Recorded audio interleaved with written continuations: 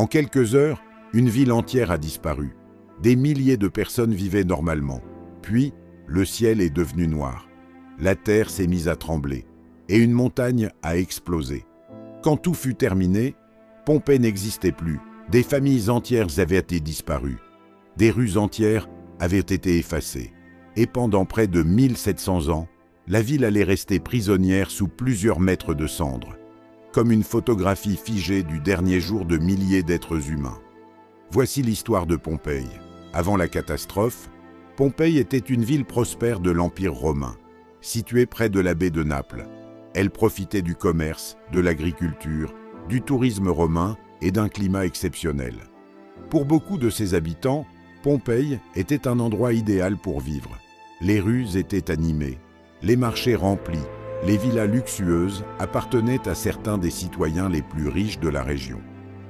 La ville possédait des thermes, des tavernes, des théâtres, des temples et même des fresques magnifiques encore visibles aujourd'hui. À première vue, rien ne semblait menacer cette cité. Et pourtant, un danger gigantesque dormait juste à côté. Ce danger s'appelait le mont Vésuve aujourd'hui. Nous savons qu'il s'agit d'un volcan. Mais à l'époque, les habitants ne comprenaient pas réellement ce qu'était cette montagne. Parce que le Vésuve était resté calme depuis très longtemps. Tellement longtemps que beaucoup avaient oublié sa véritable nature. Pour eux, ce n'était pas un volcan, c'était simplement une montagne. Une montagne qui observait silencieusement la ville. Pourtant, quelques signes apparaissent. Des secousses sismiques touchent régulièrement la région. Notamment un énorme tremblement de terre en l'an 62. Des bâtiments s'effondrent, des maisons sont endommagées. Mais malgré cela, la population reste. Parce qu'à cette époque, les séismes sont fréquents dans la région. Personne n'imagine que le pire reste à venir. Puis arrive l'année 79, et le jour qui va entrer dans l'histoire.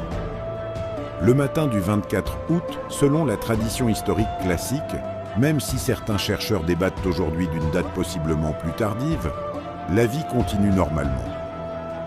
Les habitants travaillent, les commerçants ouvrent leurs boutiques, les enfants jouent. Rien ne laisse penser que ce sera leur dernière journée. Puis soudain, une explosion gigantesque secoue le Vésuve. Une colonne de fumée et de cendres monte dans le ciel. Toujours plus haut, des kilomètres au-dessus de la terre. Les habitants regardent, inquiets, confus, terrifiés. Personne n'a jamais vu quelque chose de pareil. Le jour commence à disparaître. Les cendres tombent sur la ville. D'abord lentement, puis de plus en plus vite. Très vite, les rues se couvrent de poussière volcanique. Les toits commencent à céder sous le poids. Des familles décident de fuir. D'autres restent, pensant que le danger passera. C'est probablement l'une des décisions les plus tragiques de toute l'histoire. Parce que ceux qui attendent n'ont aucune idée de ce qui arrive. Pendant des heures, Pompéi est enseveli sous une pluie de pierres volcaniques et de cendres. L'air devient difficile à respirer. Le ciel devient totalement noir, même en plein jour. Des témoins de l'époque racontent que les gens croyaient assister à la fin du monde. Imagine, tu sors dans la rue, le soleil a disparu, la terre tremble, des explosions résonnent dans le ciel et une montagne crache des flammes. Mais le pire n'est pas encore arrivé. Au cours de la nuit, le volcan produit ce que les scientifiques appellent aujourd'hui des nuées ardentes, des vagues de gaz brûlant, de cendres et de matériaux volcaniques, dévalant les pentes à une vitesse terrifiante. Ces nuages mortels atteignent des températures capables de tuer presque instantanément. Et lorsqu'ils frappent Pompéi, tout est terminé.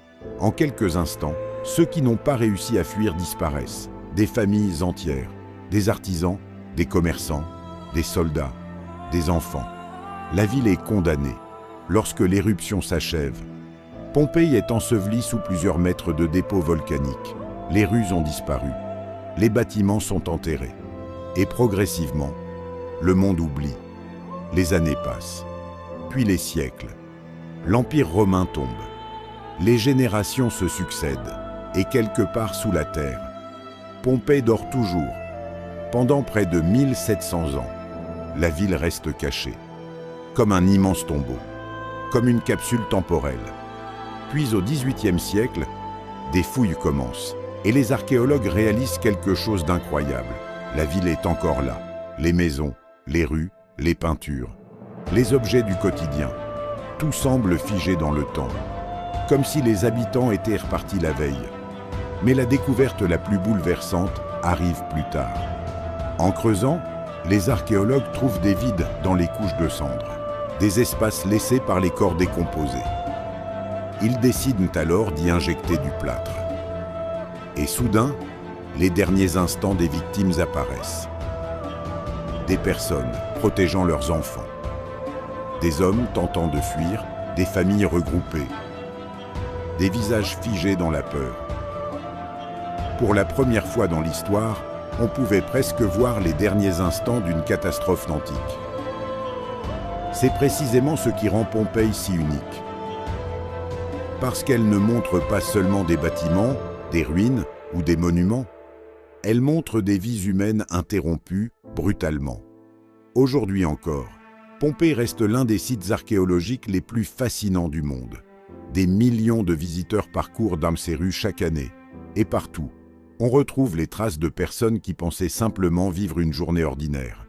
Et c'est peut-être ça qui rend l'histoire de Pompéi aussi bouleversante. La catastrophe n'a pas frappé des rois, des généraux ou des héros.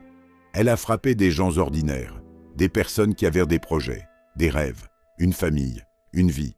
Et le matin où ils se sont réveillés, ils ignoraient qu'ils vivaient leur dernier jour. Comme nous tous, c'est pour cela que près de 2000 ans plus tard, Pompéi continue encore de fasciner le monde, parce qu'elle nous rappelle une vérité aussi simple que terrifiante. Parfois, l'histoire bascule en une seule journée.